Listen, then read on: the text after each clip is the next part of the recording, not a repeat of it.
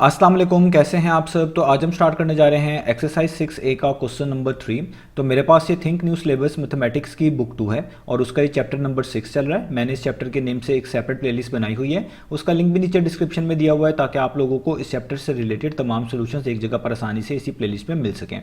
इसके अलावा आपको डिस्क्रिप्शन में मेरे सोशल अकाउंट्स के लिंक यानी मेरी फेसबुक प्रोफाइल, मेरी इंस्टाग्राम प्रोफाइल और मेरा ईमेल आईडी भी मिल जाएगा। आप इन्हीं अकाउंट्स के थ्रू अपने क्वेश्चंस को, सजेशंस को मुझ तक भी पहुंचा सकते हैं। तो आइए स्टार्ट करते हैं क्वेश्चन नंबर 3 को। मैं इसकी स्टेटमेंट को रीड कर रहा हूं। तो यहां पे लिखा हुआ है the profit on a refrigerator is 35% of the cost price. तो आपको कहा जा रहा है कि एक रेफ्रिजरेटर पे जो प्रॉफिट मिलता है, प्रॉफिट को आप कह सकते हैं जो फायदा मिलता है, जो गेन मिलता है, वो कितना है, वो 35% बनता है उस रेफ्रिजरेटर की कॉस्ट प्राइस का।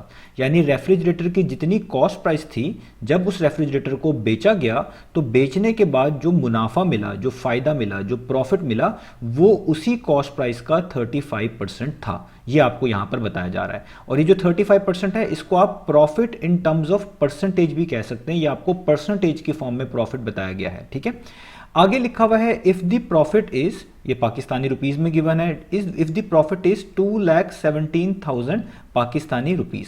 अब जिस प्रॉफिट का जिक्र ऊपर किया जा रहा था, उसी प्रॉफिट की एक्चुअल वैल्यू आपको यहां पर बता दी गई है।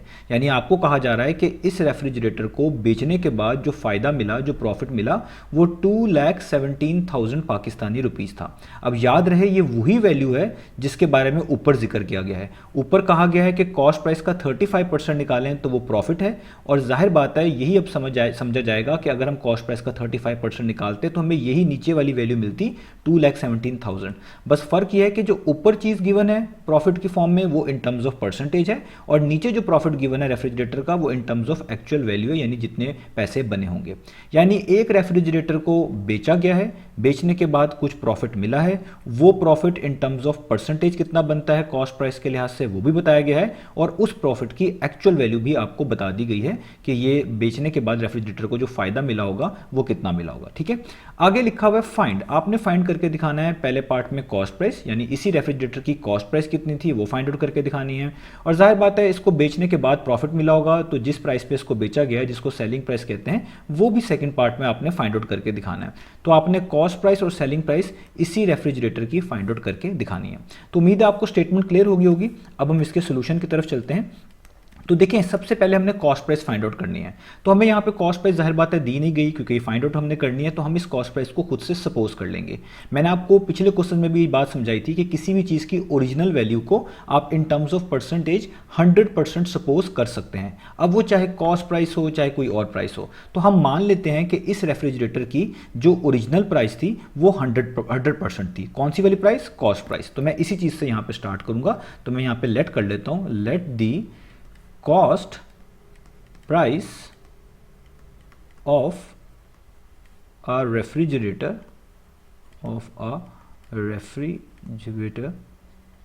be 100%। तो अब आपने बस इस चीज पे फोकस रखना है कि हमें जब तक 100% कितना बनता है वैल्यू में नहीं पता चलेगा, हमें इस रेफ्रिजरेटर की कॉस्ट प्राइस नहीं पता चलेगी।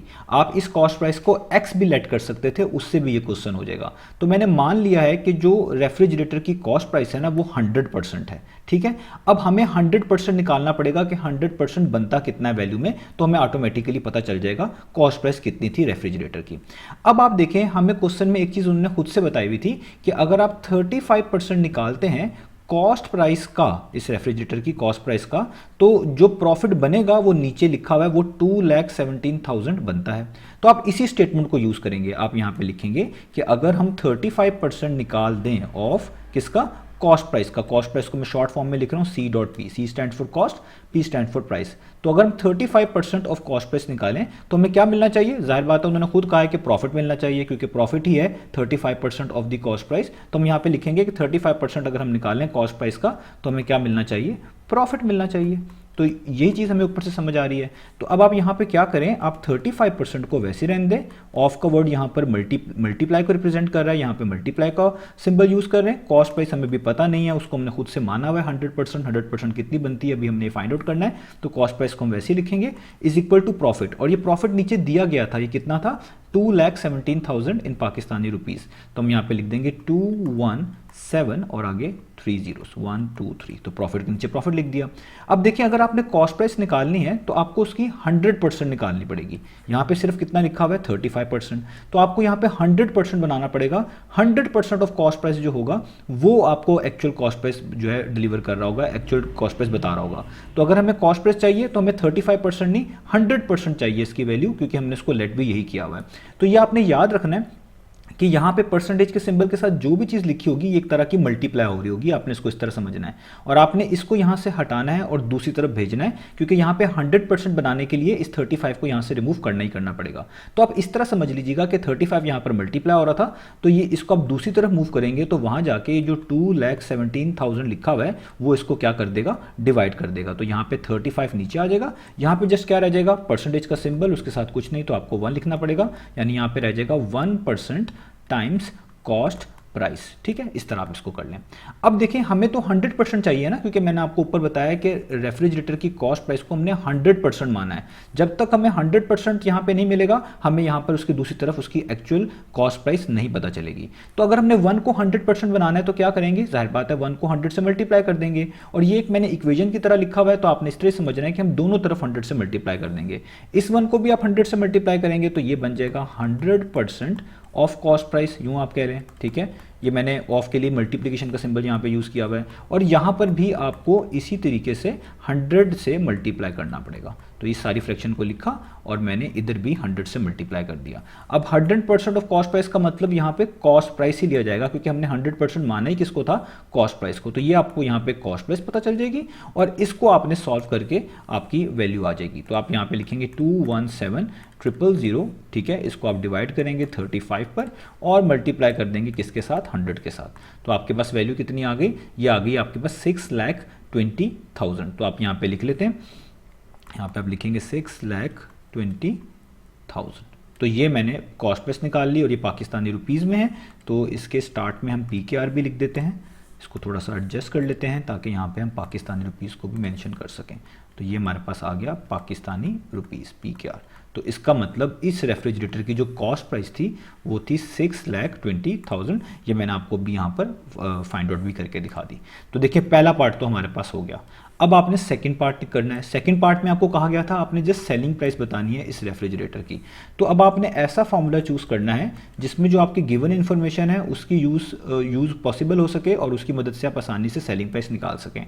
तो आपको ये फॉर्मूला मैंने क्वेश्चन नंबर 1 में बता ही दिया है कि प्रॉफिट के सिनेरियो में ये फॉर्मूला भी आपके काम आ सकता है। तो प्रॉफिट किसके इक्वल होता है, हमेशा selling price minus cost price के।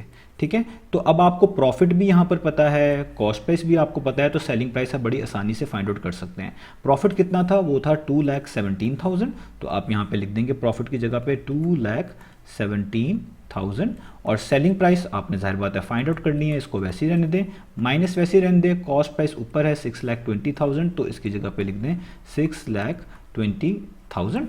अब जस्ट इसको सॉल्व कर लें, यहाँ पे 6,20,000 सब्ट्रैक्ट हो रहा है, इस पूरी वैल्यू को इक्वेशन के दूसरी तरफ मूव करेंगे तो ये वहाँ जाके ऐड हो जाएगी। तो यहाँ पे 2,17,000 वैसे ही रहेगा, ये माइनस वाली वैल्यू यहाँ पर आके प्लस हो जाएगी, तो ये हो जाएगा प्लस 6,20,000 और यहाँ पे जस्ट क्या बचेगा, S.P stands for selling price. अब हम इन दोनों वैल्यूज़ को प्लस कर देते हैं, 6,20,000 में प्लस कर देते हैं 2,17,000। ठीक है, तो ये मैंने प्लस कर दिया। तो अब हमारे पास आंसर कितना आ गया, ये आ गया 8,37,000। तो हमने सेलिंग प्राइस फाइंड आउट कर ली। यहाँ पे मैं इसको फुल फॉर्म में लिख रहा हूँ कि हमने सेलिंग प्राइस फाइंड आउट कर ली।